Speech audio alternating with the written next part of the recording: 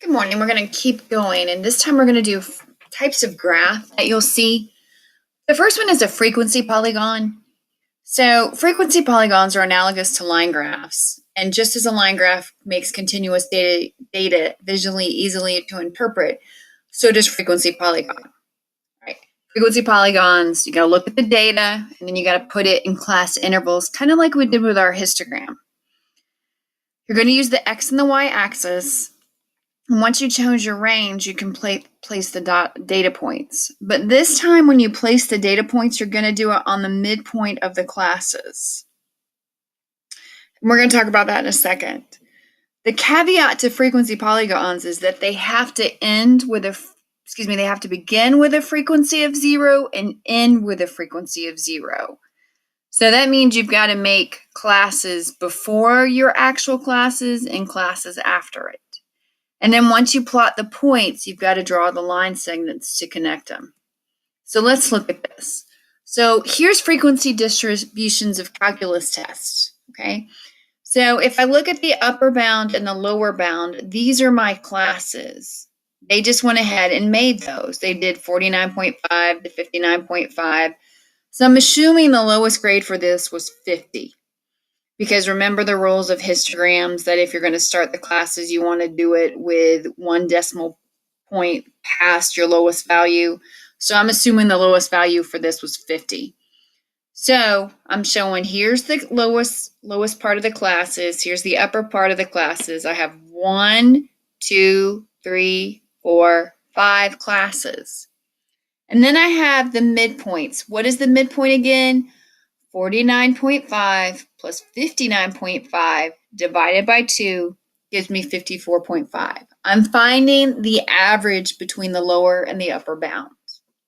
Okay, frequency is 5. That's how many values were between 49.5 and 59.5.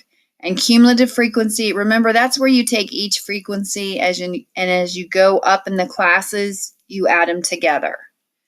So if let's look at the third class. So for the third class, the lowest boundary was 69.5. The upper boundary was 79.5. The midpoint was 74.5 because 69.5 plus 79.5 divided by 2 is 74.5. The frequency of that class was 30, and the cumulative frequency was 5 plus 10 plus 30, which gives you 45. All right. So this is a frequency polygon.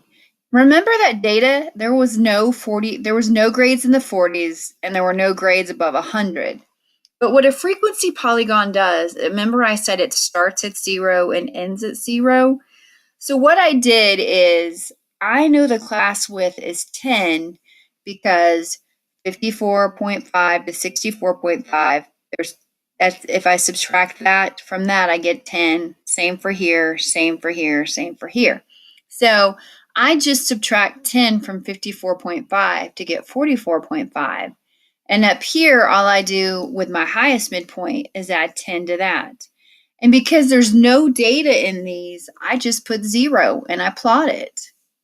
So then remember, for the 50s, there was 5. For the 60s, there were 10. For the 70s, there was 30. For the 40s, for the 80s, there was 40. And then for the 90s, there was 15. So what I did is I plotted every frequency. And then all I do is connect the lines. That is what a frequency polygon is. So let's talk about a time series graph. So to construct a time series graph, you have to look at both pieces of a paired data set.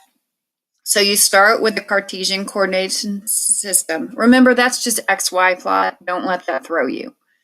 Your horizontal axis or your x-axis is going to be time, and your y-axis is going to be the values of the variables that you're measuring.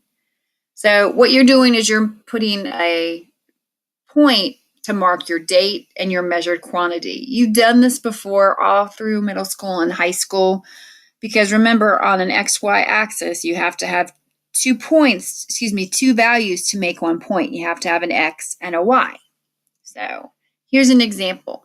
So this is the consumer price index. So for down here, we have 2003, and then the annual consumer price index is somewhere like 185. And you can see they didn't really put the dots, but you can see this is the trend that we're seeing, that as the years get later and later, the annual consumer price index increases. We can see that it kind of went flat between 2008 and 2009, but then it increased. That's what a time series graph does.